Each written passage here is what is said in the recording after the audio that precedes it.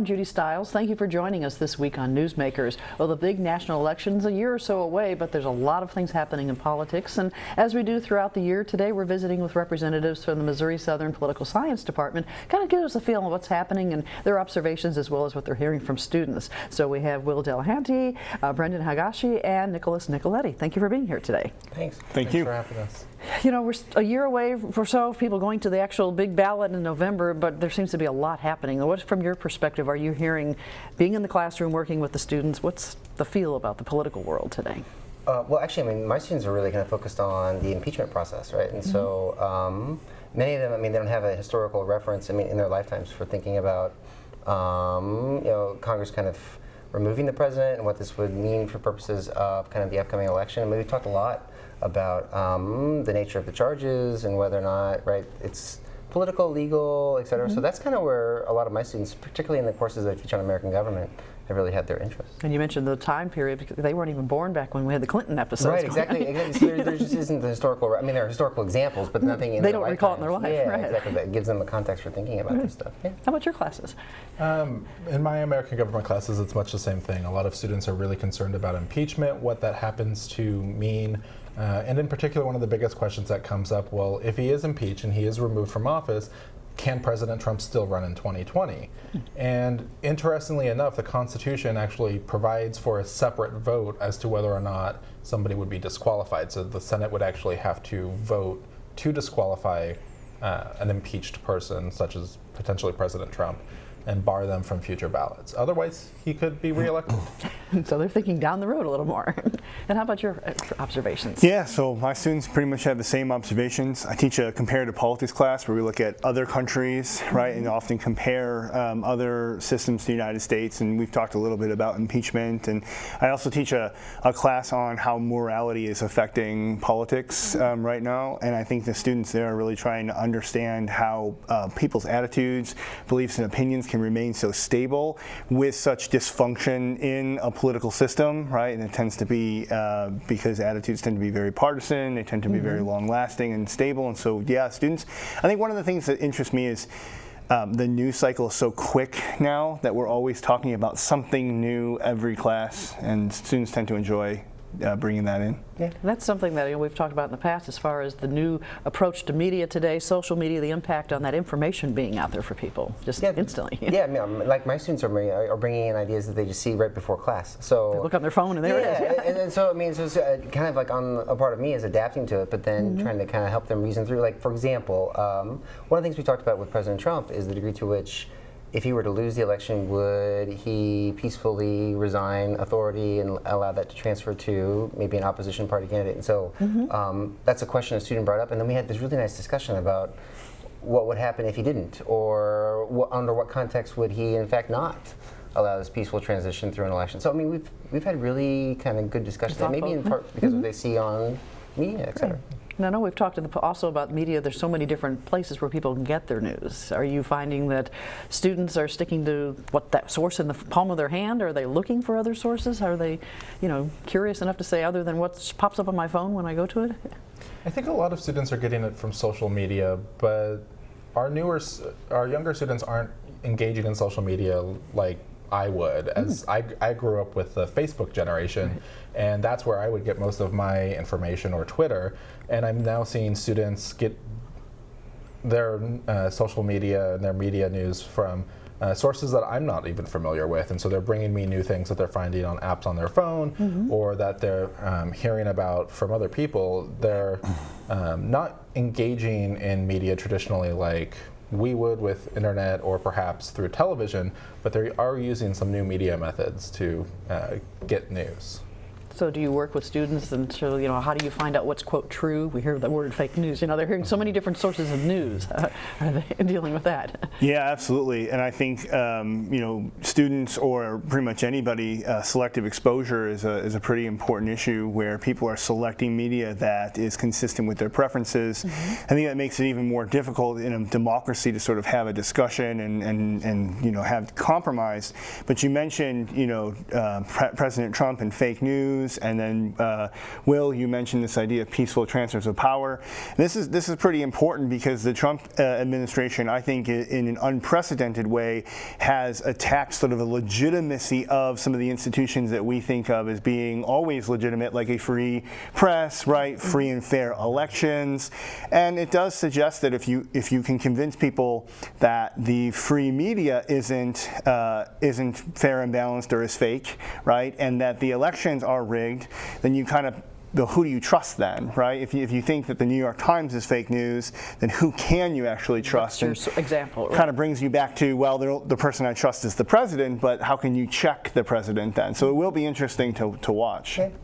And we hear that term fake news. We also hear about you mentioned the bipartisanship, and for a lot of John Q. public, they're saying they're not doing anything. All we're hearing is the two parties squabbling at each other. Are you hearing reflections of that? Well, no, actually, my students, I have to kind of bring up the issue when we talk about kind of partisan conflict, but I mean the degree of partisan conflict is just heightened. I mean, I think, and Dr. Nicoletti mentioned it, I mean, it's the nature of kind of the information environment that people are exposed to, and elected officials benefit from kind of, in some ways, enhancing, heads, yeah. or at least cueing the public to in fact be partisan, but nevertheless it still creates kind of consternation in the sense that you want governments that can in fact do things and make policies that at least presumably attempt to address problems. So in some ways, I mean, a lot of my students worry about the dysfunction, that there's some kind of chaos, and they're really more used to a kind of an orderly type of government. Maybe not one that always operates effectively in every case, but nevertheless is ordered in a kind of stable structure. Yeah, and they worry about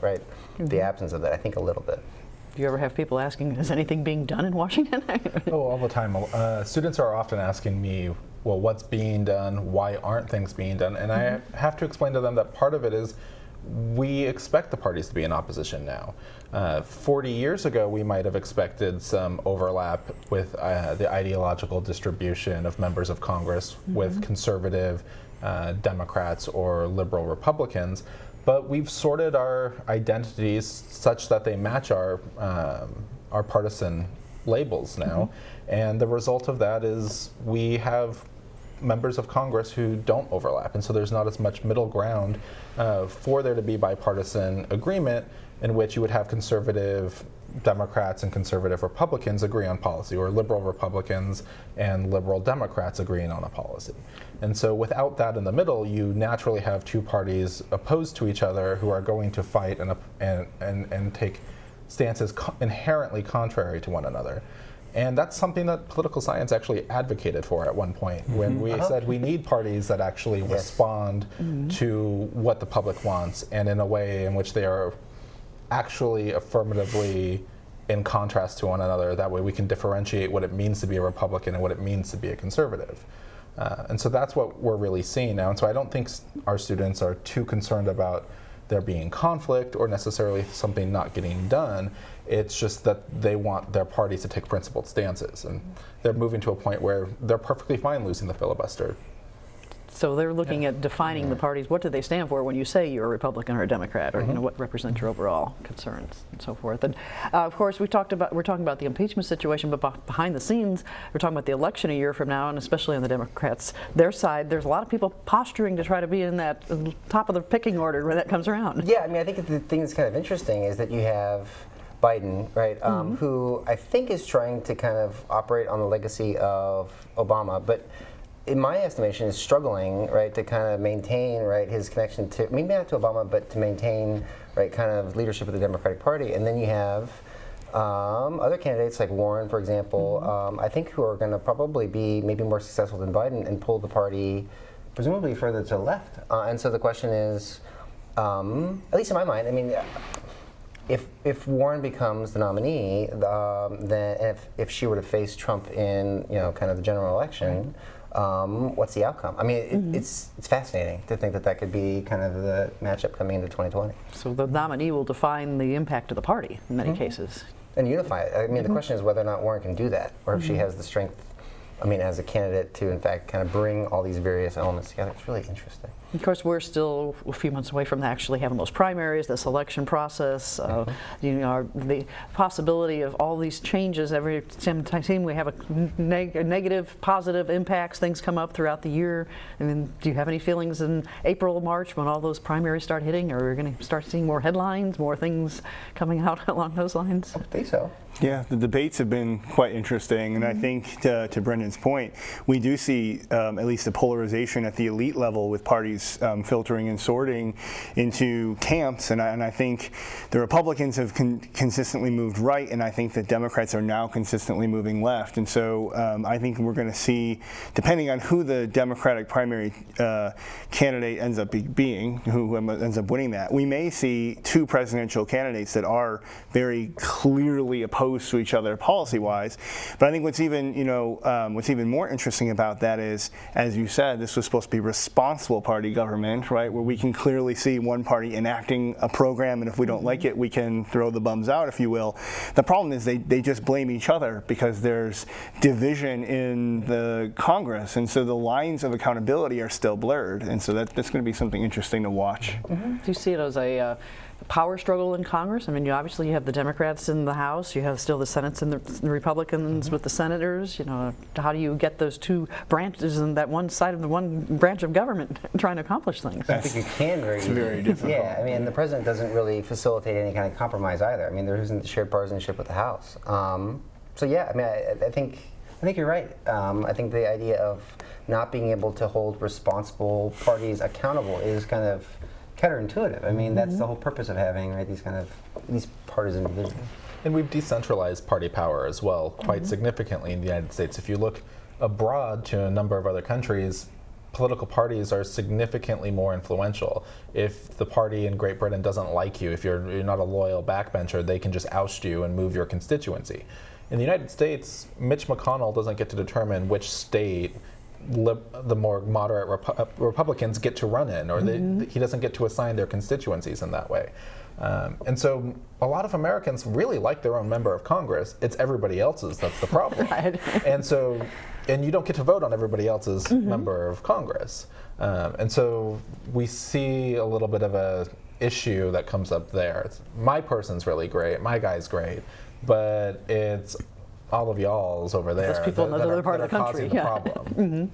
But do you see division around the country, not only the political, but we hear a lot about the East Coast, the West Coast, the middle of the country, you know, the ideology, the types of things that are represented with this type? Oh yeah, I mean, there's definitely regional divides. The other thing I was going to mention really quickly about the primary process too, there's been some discussion about the possibility of President Trump having to face a primary challenge, which strikes me as just interesting. Somebody challenging the incumbent. Right, because it's kind of unheard of. I mean, it would give the Republicans an advantage of having partisan unity going into what's going to become a very internal kind of divisive process for the Democrats. So that's something too. I mean, it might just be the nature of President Trump and kind of the Republicans' reaction to him, but In that regard, too, the Republican Party does seem to be closing ranks around Trump. A number of states have begun canceling primary processes, saying the people who have declared against him don't pose a serious challenge.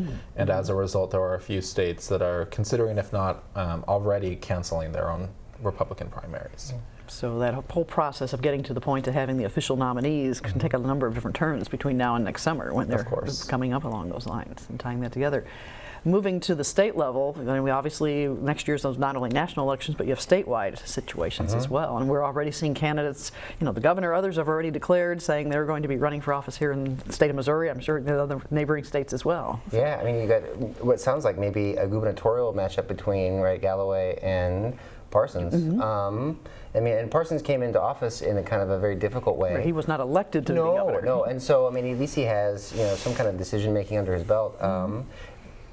In the case of Galloway, I mean, you have an established politician, and she does have some kind of executive branch responsibilities, but it'll be interesting to see if Parsons can kind of use his connections with, Republicans in the state to, in fact, kind of maintain, authority kind of through the election. Missouri's had that predominantly Republican strength with their candidates over the years, tying that together. I think they still have supermajorities in the General Assembly, too, so in both chambers. So I think, I mean, in that sense, right? I mean, he's got at least some political support going into kind of the statewide election. And you feel the statewide is, no matter what's happening in Washington, they still have their focus here in the state. They're not putting on the coattails of Trump or coattails of the candidates as much. That's a good question. I mean, I think it's partially true that it's an independent election, but during a presidential election, media focus is inevitably on the presidential election, and the coattail effect is strong. I mean, I would foresee that the Republicans in Missouri would get a bump because Trump will most likely go Missouri, barring something going on with the impeachment process. But even then, I think Missouri would still vote Republican. So you probably would see a coattail effect, I would say. Well, and the other thing, Parsons is kind of a very different Republican than Trump. I mean, in the sense of being kind of more moderate ideologically, more willing to compromise. I mean, his predecessor, Greitens, was not that way. And so there might be the coattail effect. I'm just wondering if Parsons will try to win the election in a different way, but nevertheless take advantage of that kind of sweeping in of Republicans at state and federal level. The strength of that's happening. Well, tying into the elections, and we're already hearing whether it's the governor or the president, the other candidates on the Democratic side, the fundraising aspect. What kind of feelings do you have about the fact that it seems like every time you have an election, that bankroll gets bigger and bigger? What it takes to be able to run for office to be elected? Well, I mean, at one level, I mean, the process is long and it's complicated and it's expensive. I mean, you're like in the case of the presidency, right? You're asking a person to conduct what appears to be kind of a national campaign, and so.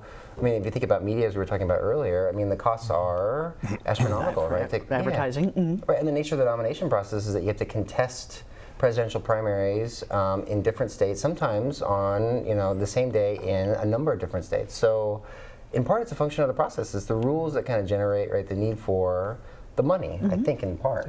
And it's not as though you have a set national primary day either. So you have rolling primaries for 6 months. So you're constantly running ads in different areas of the country, trying to contest all of those along the way. And so it's an expensive process. It's not like you have a specific window for that election that you can run ads in, and so that's expensive. But then when you look at the fact that President Trump has really broken the mold in starting his campaign the day he was inaugurated.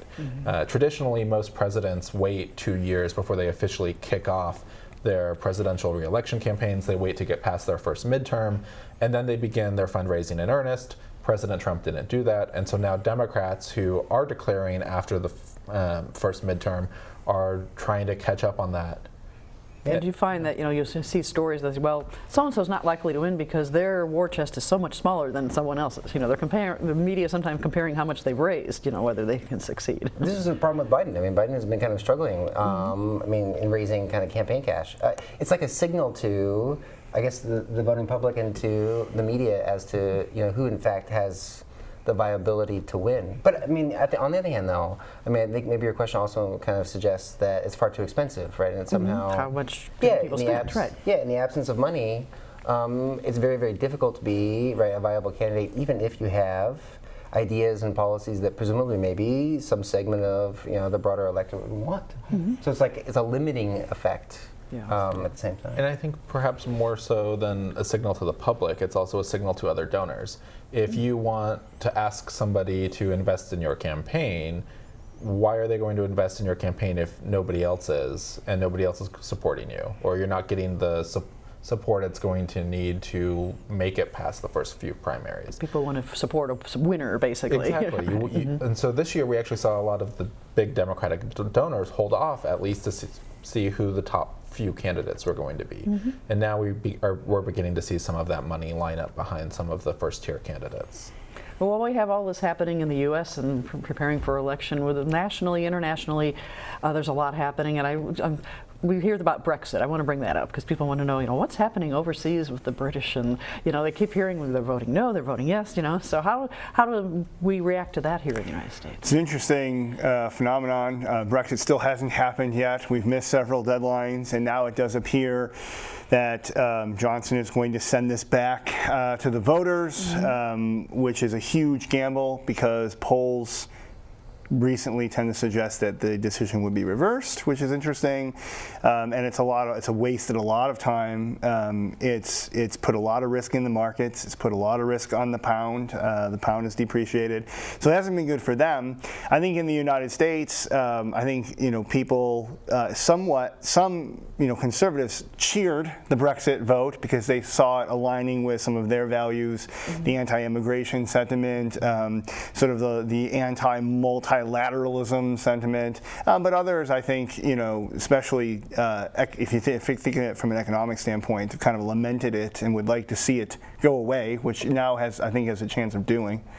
Which is interesting. So a lot of things to develop. And you mentioned the economic standpoint. We always hear every election year so much focus is on the economy. We hear about the trade wars, the conflict with China and so forth. How much do you think that will have an impact as we go forward? As far as businesses booming, or the stock market's going up or down, or whatever. Well, there have been some forecasts for the possibility, right, of a kind of recession occurring. I mean, I don't know if it would occur during the presidential election or not, but I mean, generally speaking, American voters tend to punish, right, incumbent presidents when the economy tends to kind of move, if you will, south. Down. Yeah, but I mean, it's always the nature of when the down south movement occurs. The timing. Yeah, I think in part.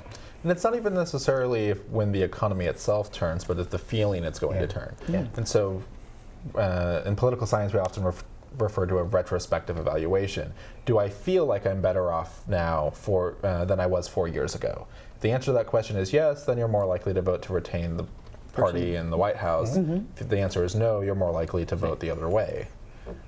So when we look at all these trade disputes or things, international trade, that does have an impact on where we're going. Trying to work things out with China and other places. Yeah, I think this is an important issue for President Trump, because there were a subset of Trump voters, especially these voters known as Obama Trump voters, who voted for Obama in 12, but then Trump in 16. A lot of voters, especially farming and manufacturer and the Rust Belt, voted for Trump because of claims he was going to make regarding jobs, right? And yes, unemployment is low, right? And unemployment is low across the board. However, certain sectors like agriculture have been hurt by the trade war. Free trade maximizes the benefits for everyone in terms of lower prices and more efficiency. And when you put trade barriers, you increase prices. You have beggar thy neighbor trade policies, as we call them, where other countries retaliate on you, again increasing prices. And certain sectors have been disadvantaged by the Trump trade wars. In fact, sectors that heavily voted for Trump in 16. Well, it's also true, right? The Trump administration has kind of subsidized those sectors, right, by providing kind of direct payments to kind of offset, right, the economic costs. Is that true? I think they've been too small, though. Yeah. I do. I think the subsidies to farmers have been too small to offset the costs, and so we'll see. But again, this idea of partisanship and loyalty and all these things are pretty strong too, and so sometimes economic interest doesn't pan out. And the subsidies for farmers in particular, the data is suggesting it's going to big farms more so than the smaller family farms who are perhaps hurt hardest. And so we're seeing some of that. And even then, some of the subsidies aren't particularly helping industries. I think we just saw reports that one of the largest coal-producing companies in the United States is on the verge of declaring bankruptcy, despite Trump's efforts to subsidize that particular industry. And so sectors that gambled heavily on Trump, on Republicans, are not necessarily getting the returns that they expected with their investments. So seeing how things develop in the next 11 months or 10 months on that side is going to have a big impact perhaps on many of the things that are happening. Yeah. Well, and in particular, Syria and the Kurds also is another great example of an international event that could maybe have some effect. But yeah, the international places, the hot spots around the world, people are wondering what are we doing. And outside of wartime elections where the war is front and center, foreign policy generally takes a back seat to economics. The most interesting thing about some of those presidential prediction models that come out is they usually use the quarter the economic performance in the quarter right before the election, and it's usually the #1 predictor of who's going to win. But what's going on in Syria is interesting because the Republicans, this has been one of the times that they have have actually rebuked Trump heavily for his decisions there. And so, the Kurds have been instrumental in helping the United States and our allies combat ISIS in the region.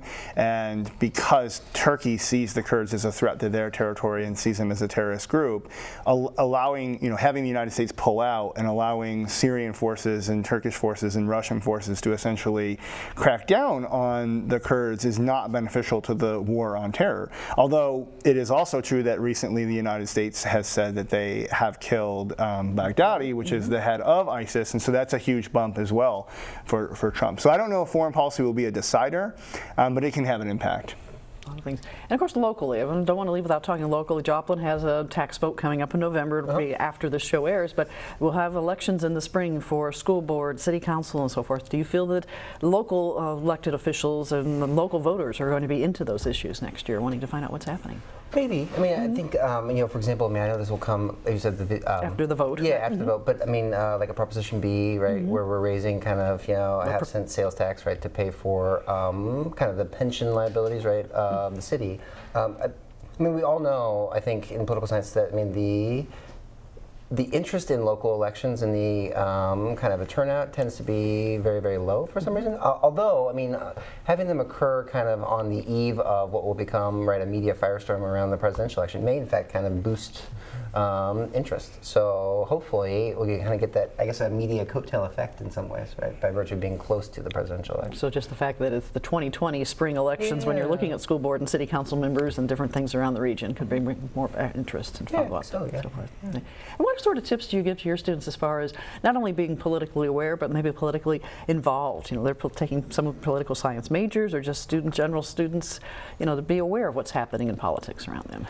Well, we have kind of a self-selection problem because, our benefit, I guess, in the sense that they're already interested. So, to tell them to if they declare your major, right? Exactly. They're already like, well, that's duh, but I think, like in my case, I don't know. I tell them to kind of pay attention to the news, to bring ideas into class so we can kind of talk about them. And then, like in our program, we have internship opportunities with campaigns, et cetera. So they can see firsthand the grassroots level of campaigning. I think so. So they really get kind of exposure to information and kind of ways of thinking about politics that helps to sustain them when they participate. But like in the government courses where you have freshman students conveying, right, the importance of the decision and what it means for their lives. Especially if you relate it back to issues that are relevant for them, really seems to kind of at least perk their interest.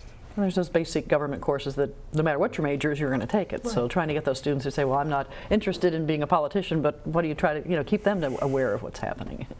Yeah, I usually encourage them to heavily read the news, and I actually make it an assignment in my 120 Intro to American Government class where I have them find a news article about something that's going on and relate it back to class. And so that's the biggest thing for me is encouraging them to reach out to more traditional forms of media. I particularly point them towards newspapers. As long as it has a print edition, use the website, what have you, but really make sure you're getting your news from a reliable and reputable source, and a source that's not heavily driven by commentary or telling you what to think about the news.